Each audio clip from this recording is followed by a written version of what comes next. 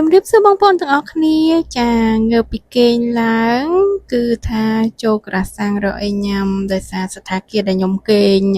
យប់ចុងក្រោយហ្នឹងគឺអត់មានអីញ៉ាំពេលព្រឹកទេចាហើយនេះជាវីដេអូចុងក្រោយវីដេអូទី18នៃដំណើរកម្សាន្តពីខាងចា Texas ទៅ Florida ហើយដំណើរបកមកពី Florida វិញមកTexas វិញអញ្ចឹងណាបងប្អូនចាគឺយើងធ្វើដំណើរចេញពី Mississippi ដើម្បីចូលមកដល់Louisiana ចាហើយពួកខ្ញុំអត់មានបានចុះមក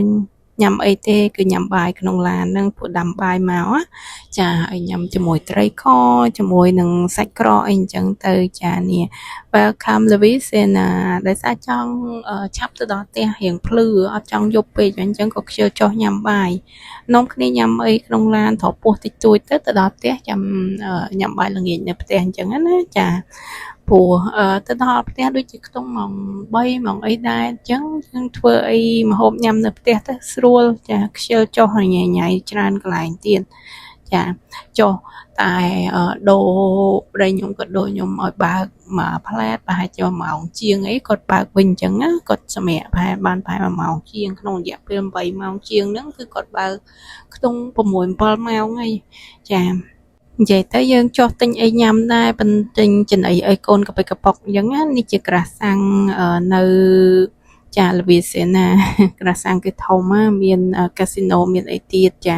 ហើយមកដល់នេះគឺខ្ញុំចេញពី Louisiana ហ្នឹងគឺជិតចូលទឹកដី Texas ហើយបងប្អូនចាជិះយូរដែរយូរម៉ោងដែរបងប្អូនចាឡើងមកដល់ផ្ទះវិញរៀងហត់ដែរហ្នឹងបងប្អូនចាប៉ិនអីទេយើងបានចាដើរលេងកន្លែងដែលស្អា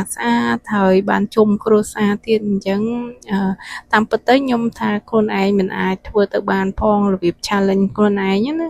ប៉ុន្តែនៅពេលដែលអាចធ្វើបានហើយមានអារម្មណ៍ថាអូថ្ងៃក្រោយយើងធ្វើបន្តទៀតអញ្ចឹងព្រោះនេះបងប្អូន welcome to Texas ចាឃើញតុងជា Texas